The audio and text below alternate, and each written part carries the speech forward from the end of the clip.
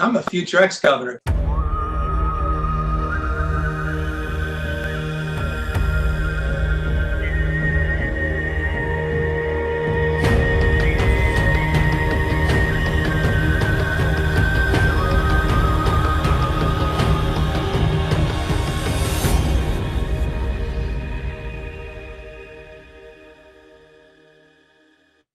All right, guys.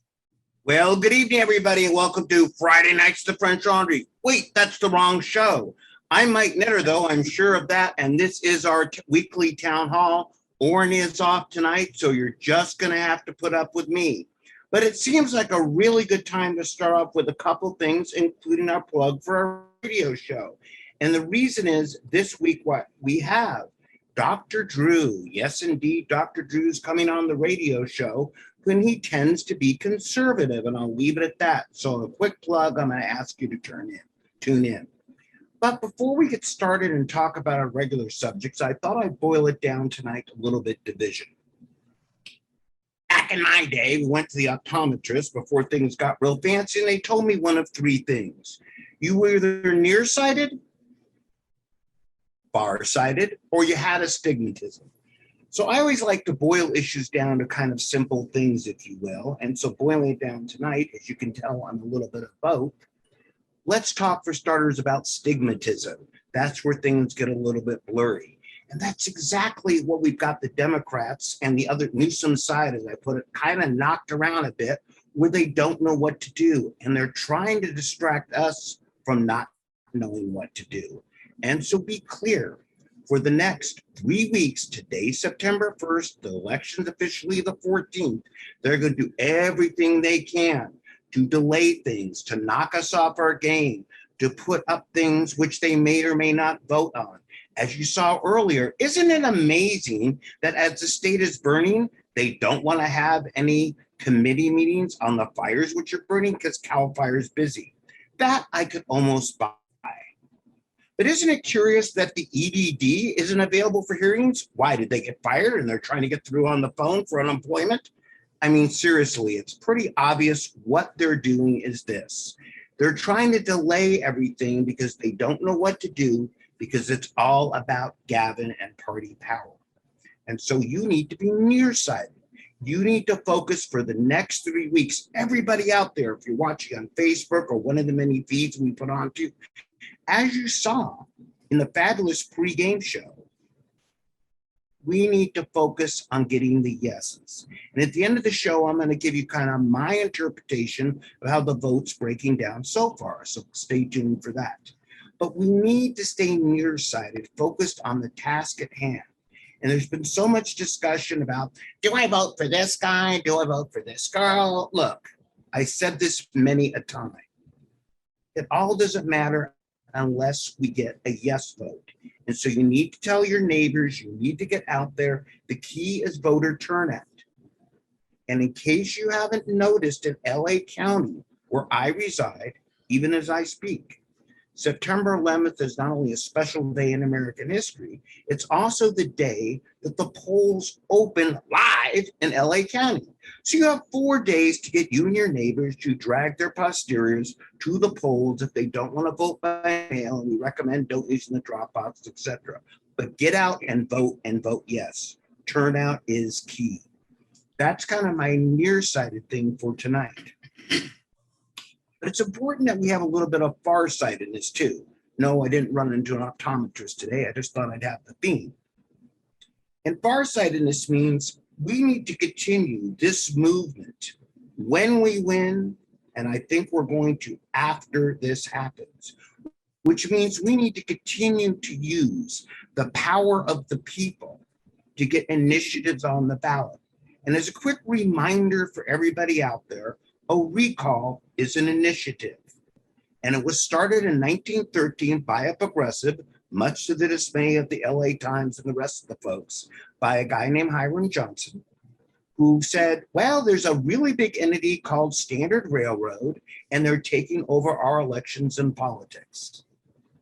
And we need to have a method called direct democracy. And so that recall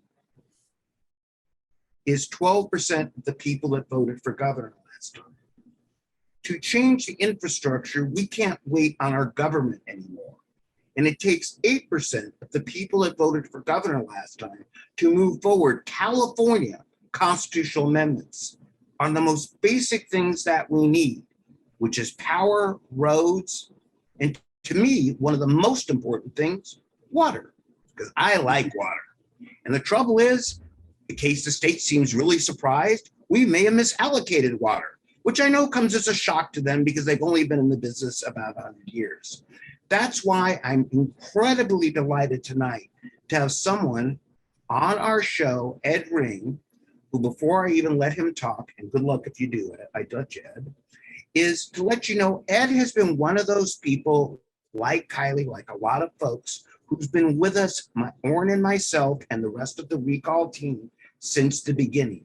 While many have jumped on the train as it's gained momentum down the tracks, Ed has been probably one of the major links to us, to getting a hold of people, getting ideas. And next to me, he's probably the smartest guy I know. So with no further ado, I'd like to introduce Ed, who's going to talk. Look, he has a whiteboard behind him to look really smart. And I'm very impressed. Are you handing it over there? That was I'm sorry, Ed. Okay. And now without further ado, here's Ed. Is that better for you, Ed? Yes. So I guess that we've both been on the screen. I'm new to your system here, but I assume that the viewers saw a split screen where I was quietly listening to your introduction. And on the whiteboard, Mike, well, we keep it deliberately far enough away with small enough writing so that you can't see that it's actually where we find good takeout and the various domestic chores that we try to coordinate here in this household. That's not entirely true, but it's truer than I would admit if I wasn't trying to just reply to your amusing anecdote about the whiteboard. But the reason I'm here, I better get to that, is because we do need more water in California, and the initiative is the only way we're going to get it.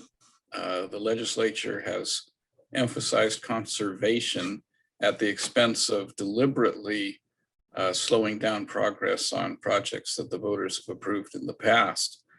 And the only way that we can fix that, it's not in the legislature, it's going to be with an initiative that plugs all of those loopholes. So what we started to do over the summer was talk to every water expert we could find in California. And we talked to a lot of people in agribusiness up and down the Central Valley. We talked to people that build water reuse plants, water recycling plants, and desalination plants up and down the coast and down in Los Angeles, San Diego, the Bay Area. And we tried to get the best ideas from all of them. We hired a very good attorney who's an expert in initiatives. And then we were fortunate enough to get the services of some consulting attorneys that donated their time who are experts on water. So we put together 8 versions. We did 7 revisions before we turned something in on Thursday, August 26th. And there's 2 basic, well, maybe 3. Let me give you the fundamentals of this. First of all, Ed, and by the way, the screen is spotlighted solely on you. You're only seeing the split screen in the studio. Okay, well, let me tell you what the primary goals of this thing are. It has a provision to allocate 2% of the state budget to water projects, and that would be water projects that are designed to increase the annual supply of water in California. 2% of the state's general fund will be allocated to water projects, and the sunset, if you will, this will not end, this allocation will not end until we have 5 million acre feet of new water being produced every year by water infrastructure in the state. So that would be dams and reservoirs, desalination plants. It would be water reuse, which would be recycling wastewater, and it would be runoff capture, primarily into aquifers to recharge aquifers and recover the water from there. Those are the 4 big ways to get more water, and they all have their strengths and weaknesses. So what we are trying to have is an all of the above strategy. The other thing we did, though, is we took very, very careful aim at some of these regulations that have made it so easy for bureaucrats and litigators to stop all of these water treatment and water supply projects. And we went through them very carefully with expert advice from attorneys and experts in the legislature.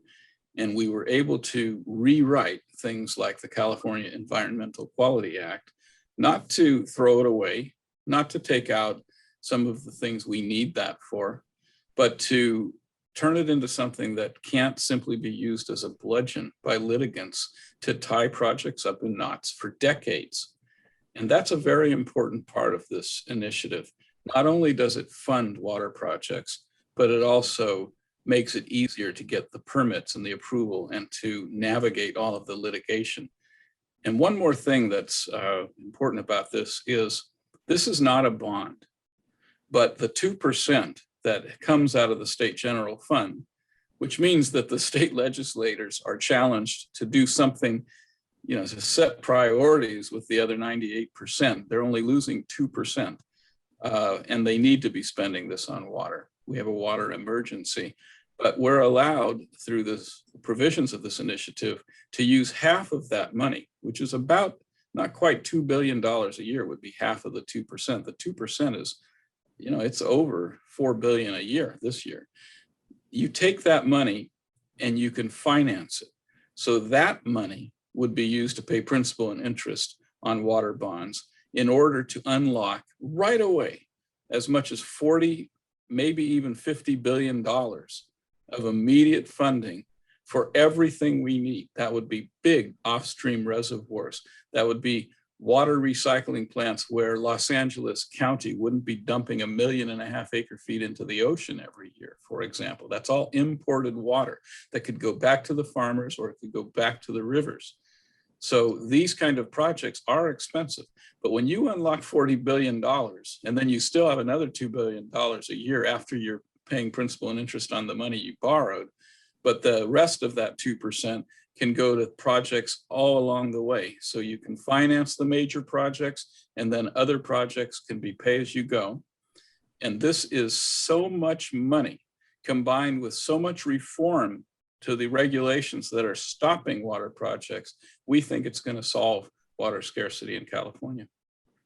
And let me ask you a couple questions because I'm kind of a simple guy here. Explain to me the difference, because there have been bonds, and I know you're not a bond, so let's be clear for everybody out there, this isn't a water bond thing. But as I understand it, because we propose bonds that they seem to vote on that don't get spent, the difference in what the initiative that's going to be on the ballot and the average bond. Can you explain that in simple terms for a moron like me? The average bond, if it's approved by voters, you raise taxes to fund the bond. That's part of the provision of the bond. Whereas if you are allocating a portion of the state budget, you're taking money that we've already established taxes for, and you're saying, all right, the teachers get 40% of the general fund because of an initiative that was passed I think it was 1998, whenever it was, that we used exactly the same language that they did. This isn't a tax, and it's not a bond in the sense of a traditional bond, because a traditional bond, the voters approve borrowing. And we're not approving borrowing, we're approving allocating 2% of the state budget to water projects, which they ought to be doing anyway. And they can go find that money by reducing things in the rest of the general fund, which they ought to be doing anyway. And then we're saying, okay, this is a pay-as-you-go project, but if you want to get immediate money unlocked to do big projects, you can use up to half of that 2% to pay principal and interest on bonds that you issue for these specific projects. But the money that pays the bonds doesn't come from new taxes. It comes from taxes that are already being paid, because we're forcing them to use money that's already being taxed and being allocated in their budget. It comes out of the general fund. That's a fundamental difference, because it forces the state legislature to set the appropriate priorities for the people of California. It simply says, look, 1 in every $50 that you're taxing us for, how about you start using that for water infrastructure?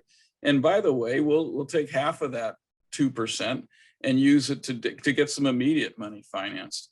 It's not merely a difference of semantics here. It's a fundamental difference because it forces the state legislature to use money they've already got for things that we actually need.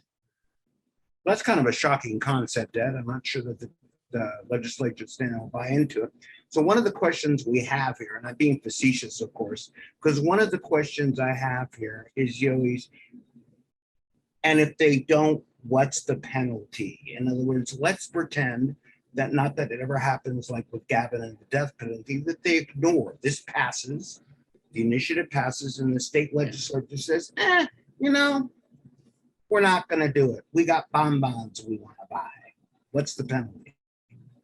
No, that's a good question. And first of all, we define eligible projects very carefully, and we define the priorities very carefully. For example, the projects that were already approved by voters in Prop 1 in 2014, and then were approved by the Water Commission, and that would include a lot of storage reservoir expansion, but then they didn't fund them adequately. So the first thing that this initiative does is give those projects that have already been approved by voters and by the Water Commission full funding so that they can build them and get them finished. We also, as I mentioned, streamlined the Coastal Act and the California Environmental Quality Act, so it's harder to litigate against these things and obstruct them. But the other thing we did, which I really like this, what we did was we made it possible for plaintiffs representing any public agency, any joint powers authority that's trying to build a project that's eligible under the terms of this initiative to be a funded water supply infrastructure project.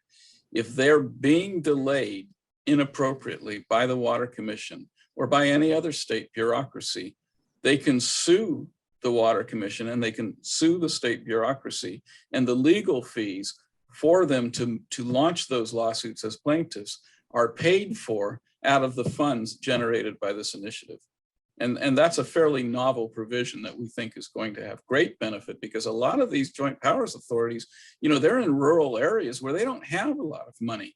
And if the state bureaucracy says, tough luck, I'm going to stonewall this, they can't really do anything about that. What are they going to do? Hire an attorney and spend millions of dollars? They don't have millions of dollars. You go up into Colusa County or down to Tulare County and you look at these joint powers authorities that are trying to get these projects approved. They don't have millions of dollars to litigate. Well, now they do. Now they will. So that's another thing we did that we think will be very helpful. And I think that's an important point too, because I see some questions in the feed here about Uber and 22, et cetera, and I want to go on record as saying something. The reality is the Attorney General of the state should be defending what we vote in. When Ed talks about putting an initiative on the ballot, title and summary and all this legalese is cleared by the Attorney General's office. Please, Ed, correct me if I'm wrong, before we put it on the ballot, right? It is. That's right. You don't randomly just put up and say, I think I'm going to do so. Ed's proposal is being cleared like all these other propositions. I believe that part of the challenge today is because we have a portion of our government, shall we say, in cahoots, that the Attorney General, Kamala Harris, the current one, Bonta, they don't defend the people, which is kind of their main mantras. They kind of say, Sue, we're not going to put up much of an opposition, kind of like they did when Gavin sued to keep the D by his name. Ed, do you think that's fairly correct or not? That is correct. And that again is standing up for what's been cleared by their own office. I mean, that's why I don't understand why they don't. Well, there's two things there. I mean, you're right. If they don't like something that the voters approve, they'll drag their feet despite being, so theoretically obligated to defend the will of the voters. And that's why we put the provision into this initiative to support litigants on behalf of the agencies that are trying to build this stuff. But the other thing you got to remember is this is turning into bipartisan. This is turning into a bipartisan issue. They're not going to be able to get away from this very much longer. You can decide that our water scarcity is because of climate change, or you can decide we're just having another drought. But either way, you know, we're running out of water. We get 25% of the water to Southern California comes from the Colorado River, and that water is going to go away unless we have incredible storms over the next couple of years. Lake Powell and Lake Mead are emptying. They're lower than they've ever been since they were filled up. So there's also legislators all through the Central Valley that are going to lose their seats if they don't support this initiative, because they're representing farmers and they happen to be Democrats and they've gotten elected on other issues. But there's no issue more important in the Central Valley than water. If they don't fix the water scarcity problem, especially in the San Joaquin Valley, there's at least a half a dozen members of the state assembly and probably a handful of state senators, if not more, who are they're going to just plain get voted out of office. So the point I'm making is there's a general recognition that we're going to need more than just conservation. We've done such a good job with conservation, and there's nothing wrong with conservation.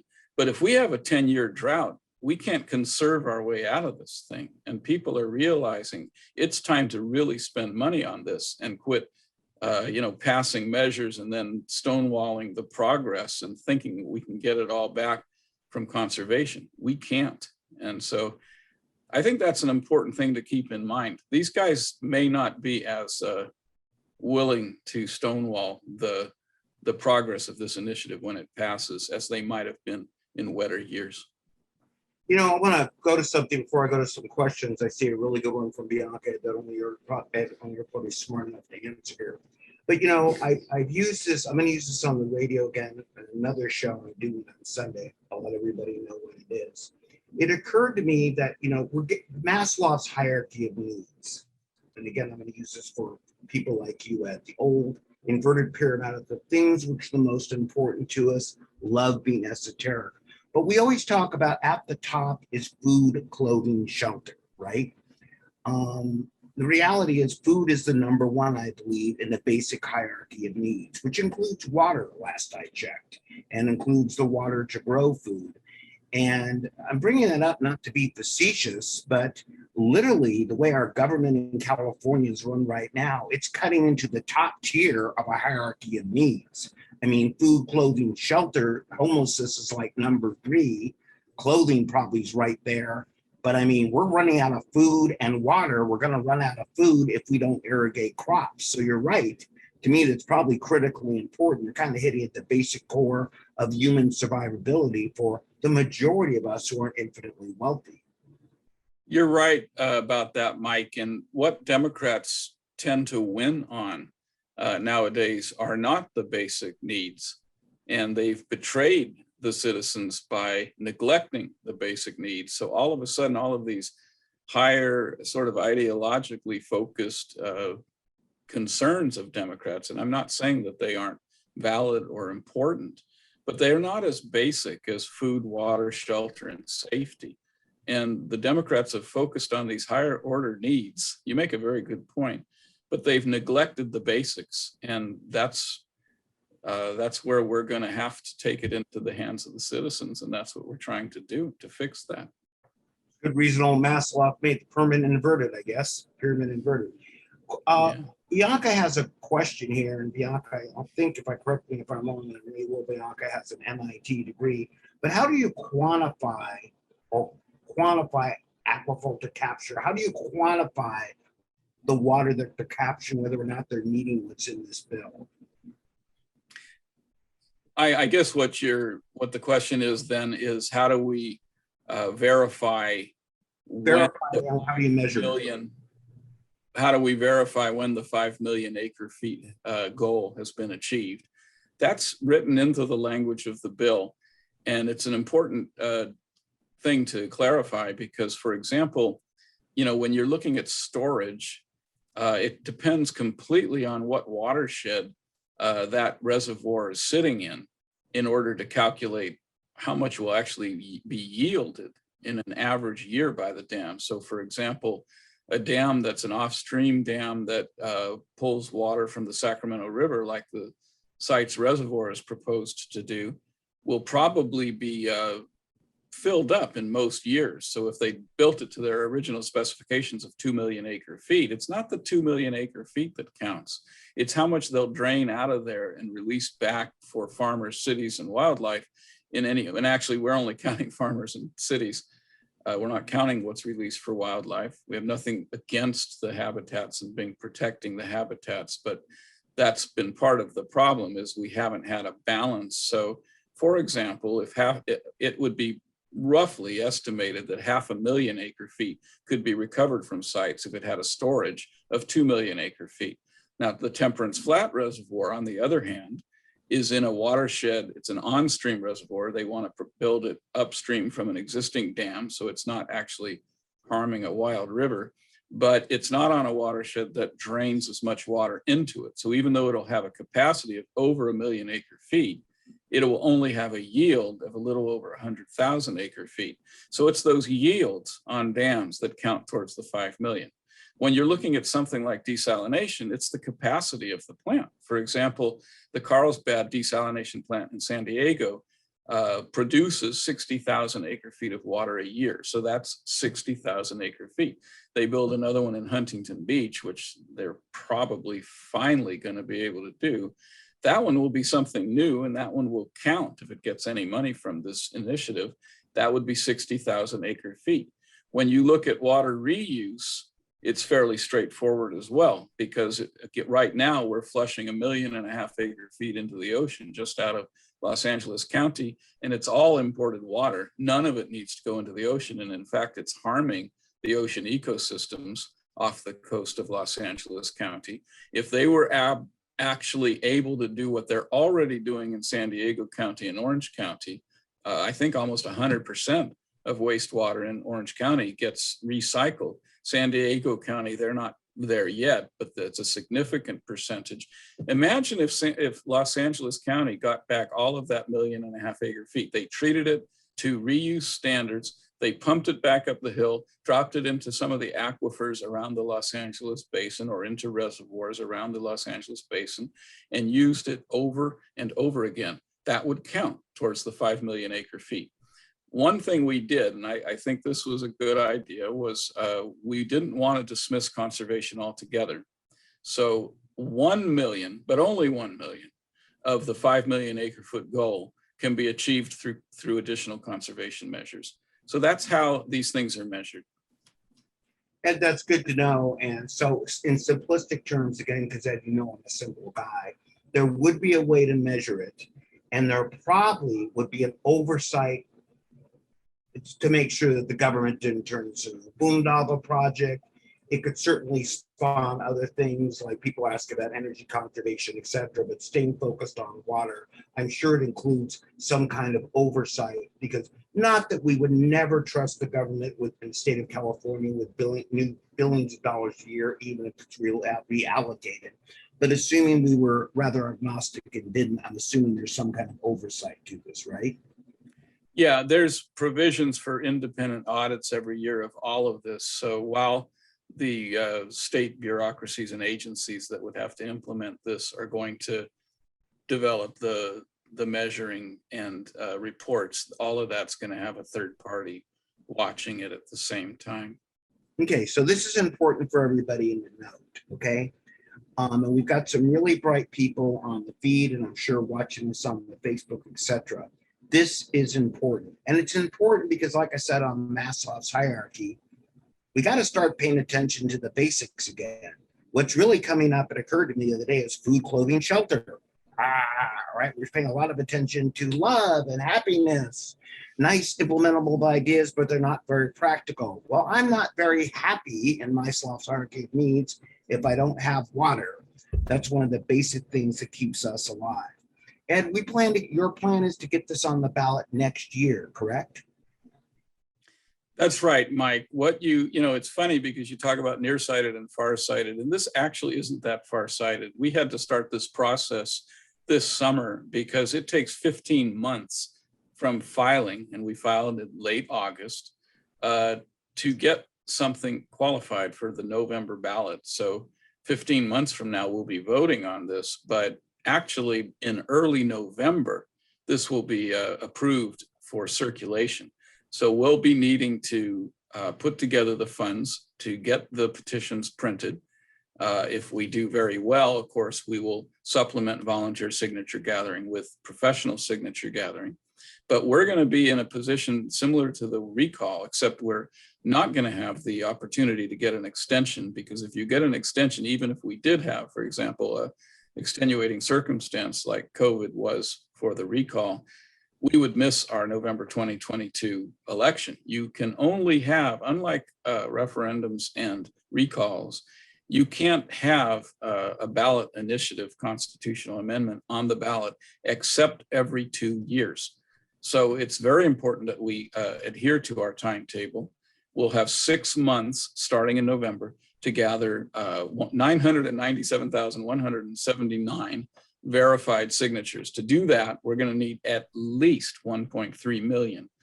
The petition itself is pretty big because you're required, and this is also different from the recall, which was on a single 8.5 by 11 sheet of normal paper. This is going to be on a piece of paper that's 25.5 by 14, which folds into 3 panels, 2 folds, so that it'll have 25 by 14 or 8.5 by 14. 25.5 by 14, and then you have 2 folds. You fold it twice. It'll come off the printer folded. They do all this for us. So you'd unfold it like a map, but when it's sitting folded up, it'll have the footprint of a legal size piece of paper. So it's going to be very manageable, but it's big. And the reason it's big is because we had to be very specific how we wrote this in order to not create any loopholes where the intent of this initiative could be thwarted. We also want to have room for 10 signatures on every petition, which is going to help a lot by having that many on every petition. So those are going to get printed by November, and then we're going to distribute them all over the state to paid and volunteer signature gatherers. And by the end of April, we're going to need to have 1.3 million signatures. So that's our plan. And if we can do that, it's going to be on the ballot. And nobody wants a dry winter, but I can promise you that if there's a dry winter, we won't need to do polling to know what the voter sentiments are going to be, because if you think the restrictions you've had to deal with this summer were bad, wait till next summer. We've really got to do something about water in California. Well, we do. And I want to stress a couple things. First off, Ed, thank you so much for taking your time to come in. If it's whatever chores you have on the back of your board, I'm glad my list isn't that long, be they for the water or for the household. But let me stress a couple things here. When I talk nearsighted and farsighted, I'm talking politics, where nearsighted is the story of the day and farsighted is literally a month down the road. So maybe that's a bad metaphor. Yeah, but it's a month down. It's a month down the road. It's not 15 months down the road. I mean, correct. And that's what I want to stress. That's right. I want everybody to understand something. And I hear this all the time. What's going to come after the recall? What if we win? What if we lose? Look, the mistake I think we made in 2003 is we thought we won and we stopped. Direct democracy, again, the reason I went into that earlier, is an extension of our rights. You want something to be done about water, and trust me, if it's not coming out of your tap, you're going to want something to be done about water. Has to be done by the people now. You can't wait for a legislature or senate, regardless of political party, to take charge of this. We passed bonds, we talked about sewers, we talked about a desalination plant, which seems to, since Newsom's entered office, that has taken longer, well, frankly, than the lease on my car.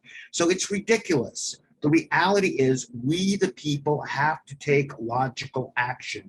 And I think, Ed, this is a good chance to do it. I want you to know that the recall team is going to be moving forward with things like Ed's, with direct democracy. Let's let the people have a say and go around the politicians, which I know is shocking, but all politicians have an agenda. That's the nature of their job. Ed, thank you very, very much. We'll be looking here more about this.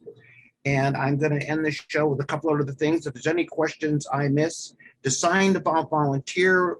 By the way, anybody that wants to get involved with what's going on right now, Ed is going to have a website, but if you sign up on recallgavin2020.com, quick pitch, donate if you can, is you will be passing some of this information on too. So You know, Mike, we have a website, by I the way. know I was getting to that, Ed. Oh, you're getting to it? You blew my Very cue, man. easy to remember. I'm sorry. I was going to say, but for those that can't sign up here, we'll get you the info. For those of you that have a memory that's longer than mine, which is most of you, Ed's website is morewaternow.com, and .org will get you there as well. More Water Now. I like that. Morewaternow.com.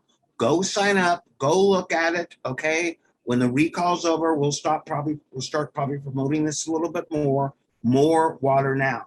Ed, you copied us. It's really simple and easy to understand, unlike some of the others. All right. Ed, thank you very, very much. Appreciate it. Remember, more water now, because tomorrow we might be out. All right. I want to go on to a couple other subjects here as we end the show here. Ed, you might want to stick around here for these things. One is, remember on Facebook, there is a group run by Christy Diner that's got a pretty significant following on it.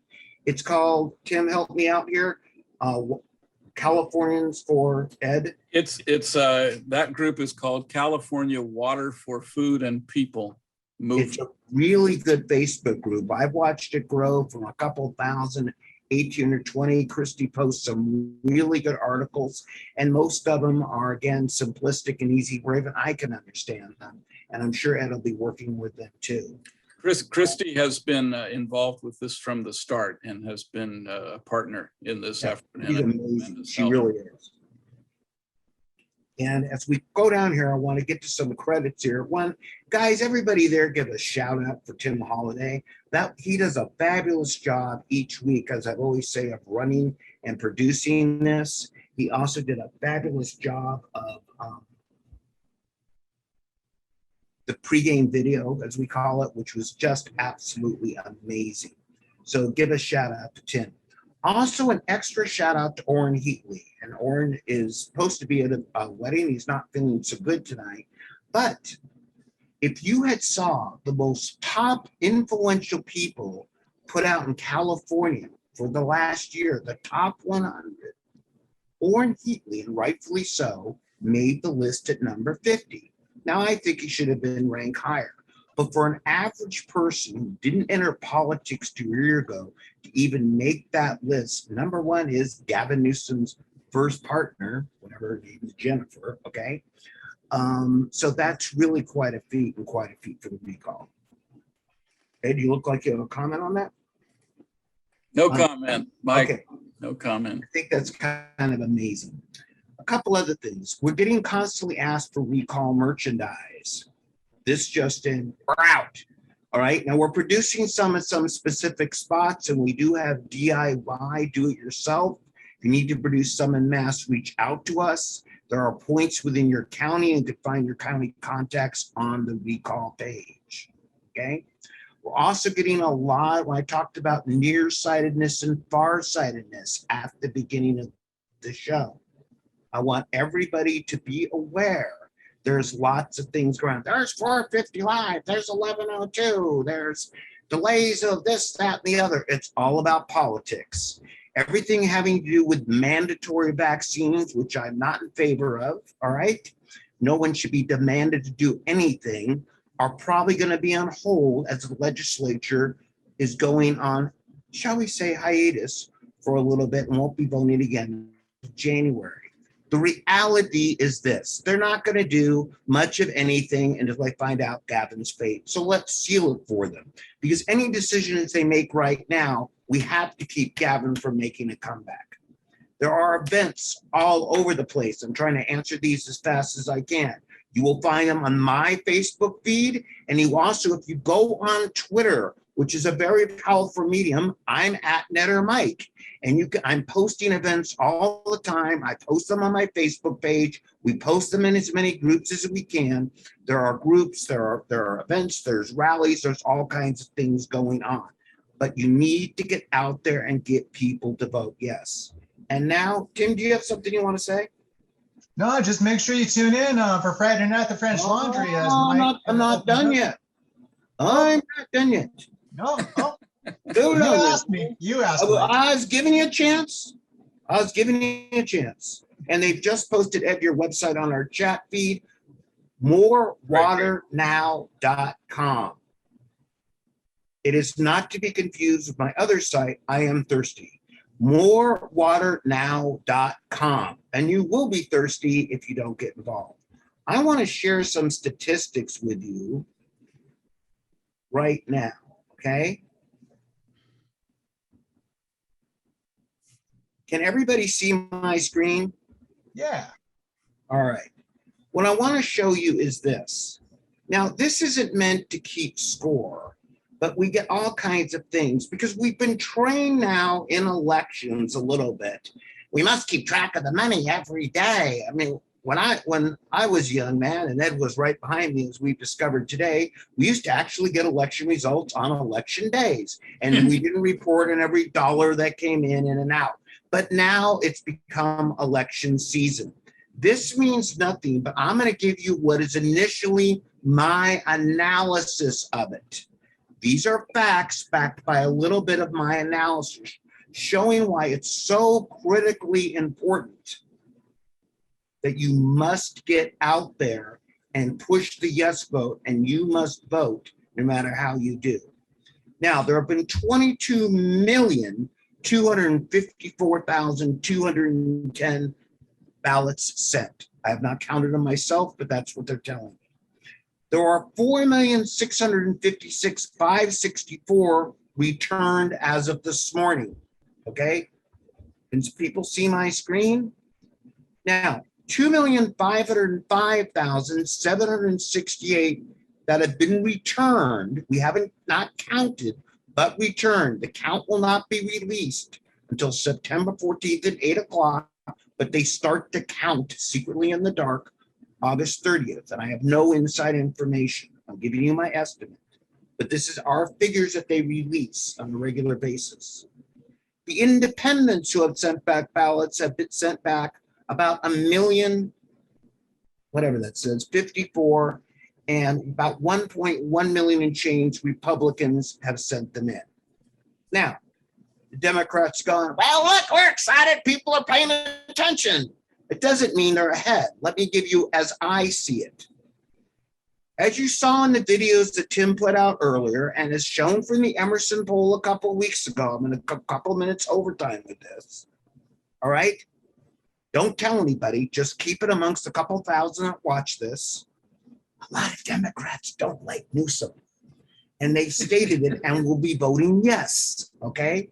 So the Emerson poll showed about 42 to 43%. And that was a fairly good sampling of 1,000 folks. I won't go into my statistical analysis. And they took a good sampling of 48% Democrats who said, you know what, we're not that fond of Newsom. So I took some figures and I said, if about 30 or 35% of the Democrats voted yes to remove it, just taking a ballpark estimate, this is the world according to Netter. And if in the independents, you stayed in about the 40% range, and you can go back and forth and move the figures around. And I'm going to give you what's non-extreme, that all the Republicans who voted so far have probably voted yes. Just an assumption, but I'm feeling pretty good about that. There are probably 16 Republicans that didn't, and I know who they are. Okay, but outside, I think you can assume that. Okay? What that statistically comes out to, which is why Gavin is using Elizabeth Warren on his ads. It's not going to work out well for him. And Bernie Sanders, that's pretty exciting. Why he's trying to bring in everybody, but of course, Gavin himself, is because literally, as I calculate it right now, with only 21% of the voting, it's literally almost 50-50. Because remember, even the ticked off Democrats are probably voting first. All right, that's a pretty logical assumption. And, you know, all Gavin's family and friends and cohorts, which makes up about 800,000 of that, right? So here's why this is important. This race is literally going to be a dead heat. And they're going to flip and they're going to go back and forth and they're going to go, oh my God, we better bring in Kamala Harris. Well, I'm sorry, she's busy. How about bringing in Joe Biden? Well, he forgot. So at the end of the day, what we're going to have is this, an incredibly close race no matter what they do. And so you must stay nearsighted, got that, Ed, for till September 14th to stay focused. Because everything they propose, you must get a vaccine, you must mask your kids at school, you must wear a silly hat, you may or may not do this, we must investigate the EBD, or maybe not, is not going to take place until the Gavin vote is over. Got it?